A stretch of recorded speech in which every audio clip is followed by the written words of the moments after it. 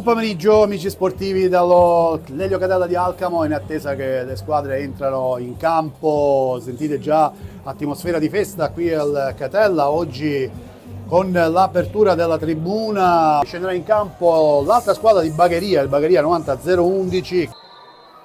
Battuta di Caruso, centrale, attenzione, gol! Autogol, vediamo il gol di Caruso.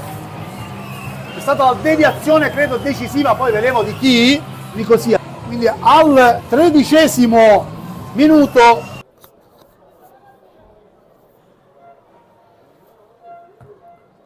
il rilancio di Porpe, colpo di testa di Gambini, attenzione Gaspare Vivona che serve incredibilmente Montoro e arriva il pareggio del Bagheria. Erroraccio, quindi calcio funzione, la battuta di Porpe, centrale, poi vediamo Drago e finisce la gara, decide il direttore di gara, decide così.